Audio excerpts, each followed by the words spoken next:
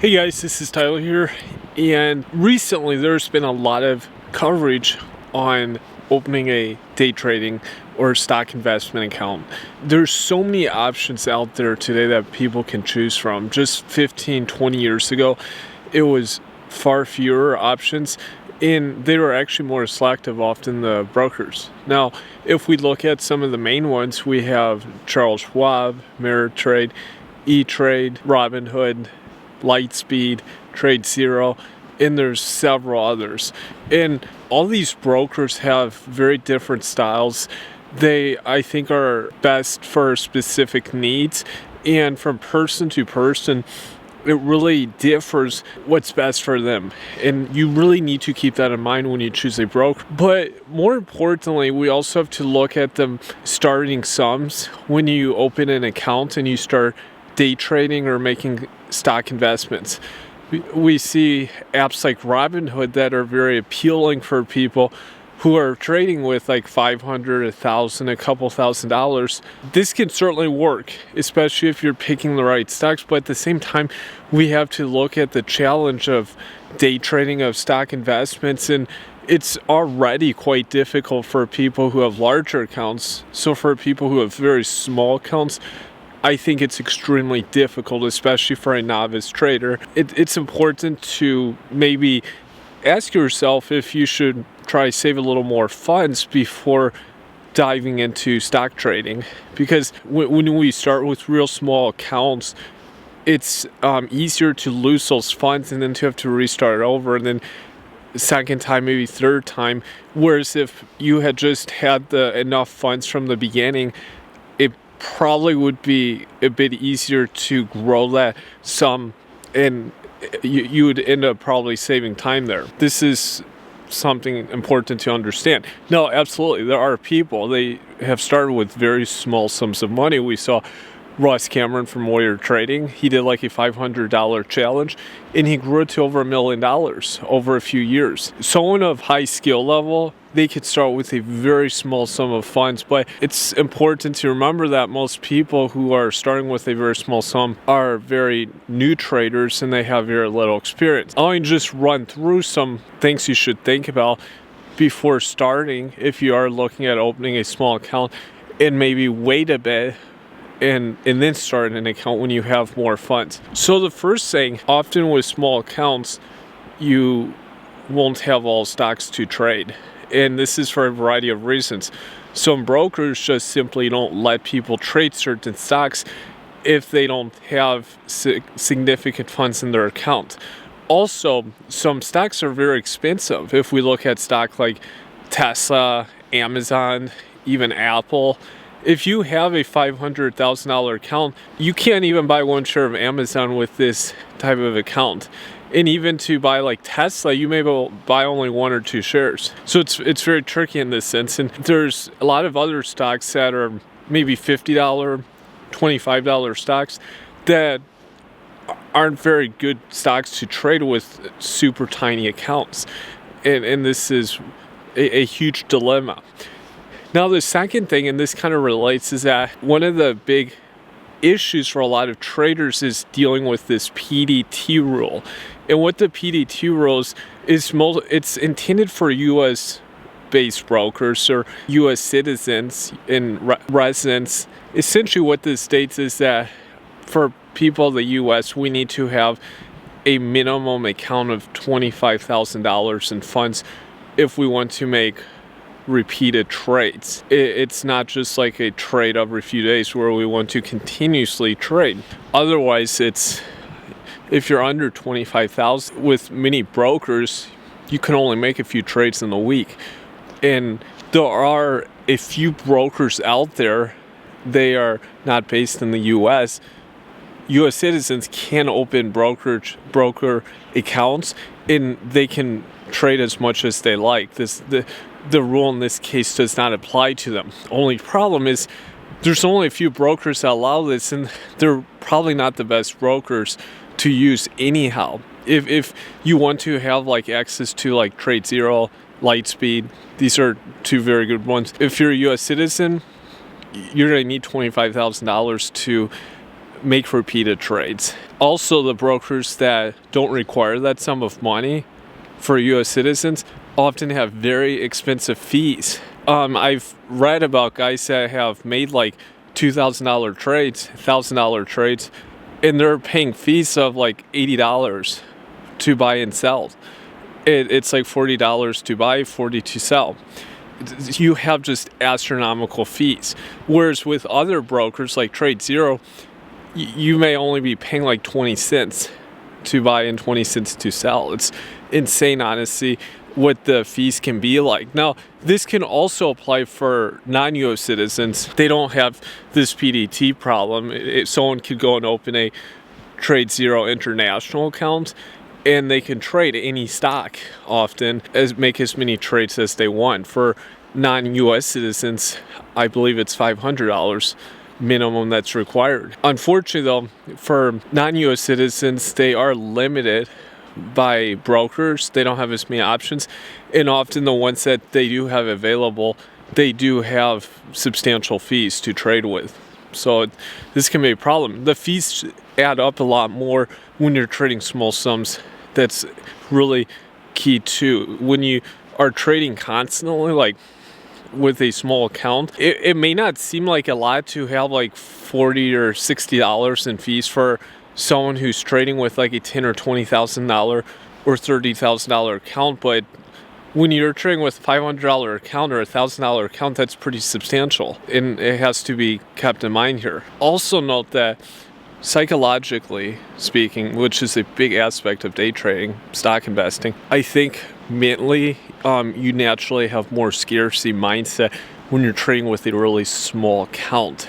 You'll notice this, that as your account gets bigger and bigger, especially like if you're in a position like myself, where I've had a smaller and then grew the account, actually easier psychologically to trade and be consistently profitable. As the account becomes bigger, it's easier to see the glass half full rather than half empty. Whereas when you have a real small account, it's kind of a scarcity mindset, and you also could be cutting winners too early, not cutting losers quick enough. And by the fact that if you're working with like $1,000 account, it's very easy for that thing to get down to zero or to half that amount very quickly.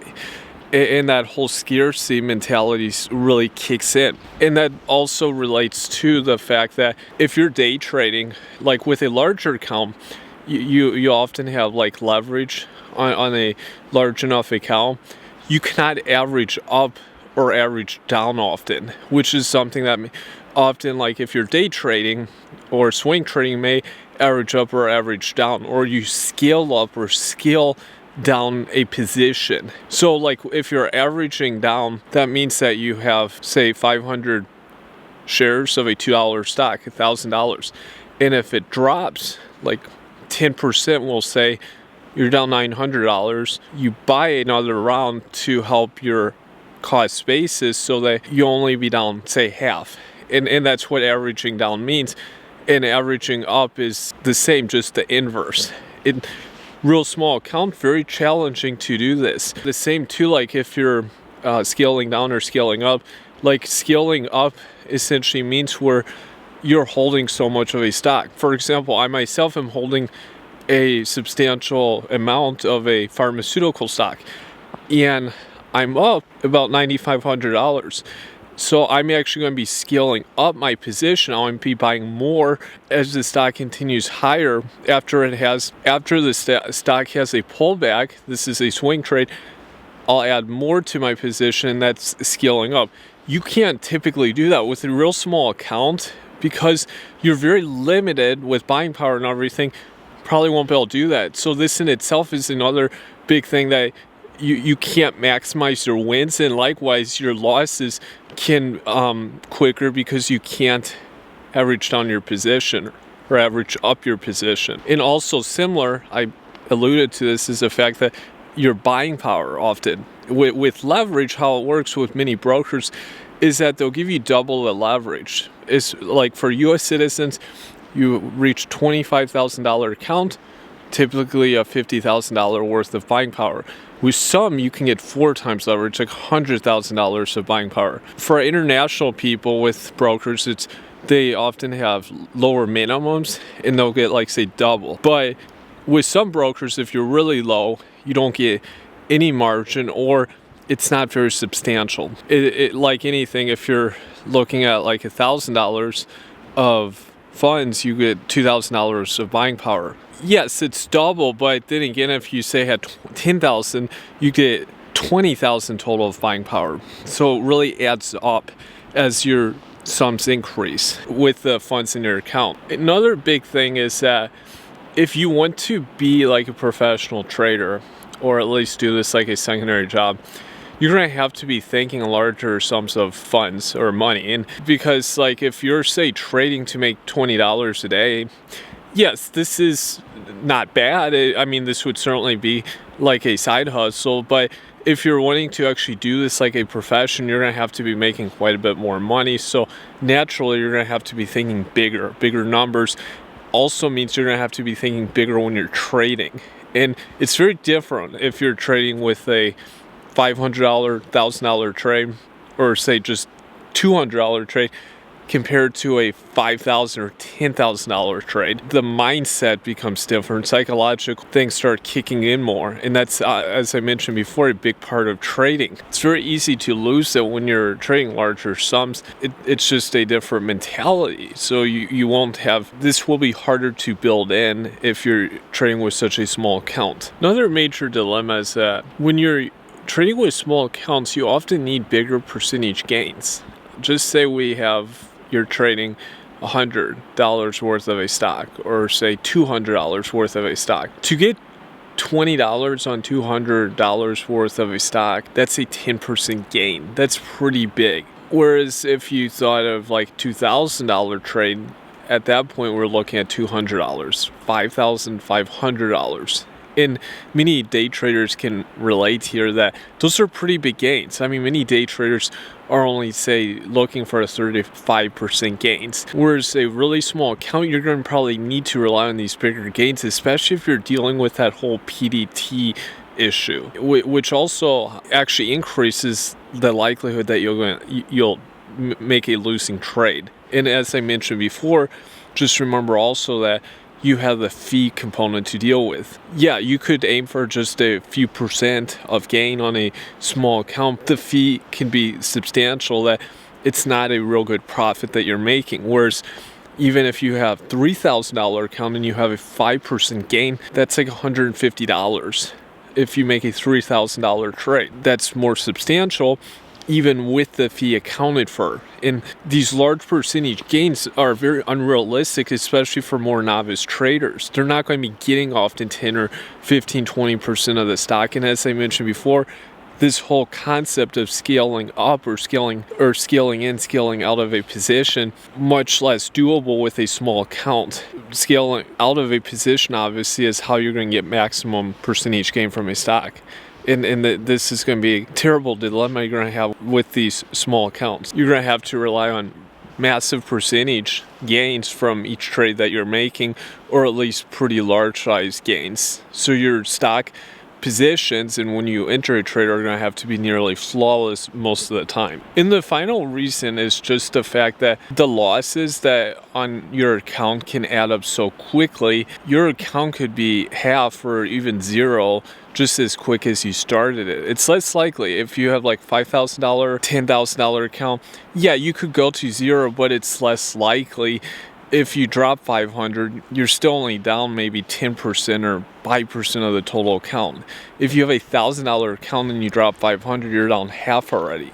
And that whole psychological issue really kicks in also. These are all areas you should consider. There are certainly times where a small account can work for like learning, for putting real money on the table, because obviously when you use like a simulator, it's not like using real money when you're trading. You have to get used to using real money when you're trading or making stock investments, no matter what. I would argue that a small account would still be more effective in that sense than any simulator ever would, and that psychological part of it is sort of there. But if you really want to get into the mindset like professional speaking, or if you see it as a profession, you're going to have to really start getting up to a larger account and getting used to making bigger trades at some point. So that's my input to you guys here, and give me your feedback below. Thank you.